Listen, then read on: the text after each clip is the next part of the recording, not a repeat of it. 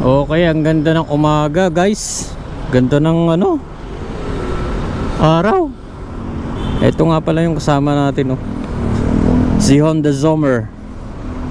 Alright. So ayan, dadalhin na naman tayo dito sa malayong lugar. Oh, di ba?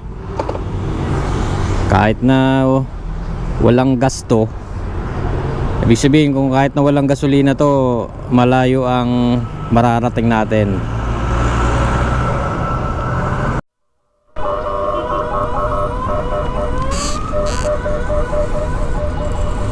Napapansin ko guys, kukunti na lang yung sasakyan na tumatakbo dito sa kalsada, no? Siguro dahil ano, sobrang mahal ng gas, kailangan din nilang magtipid.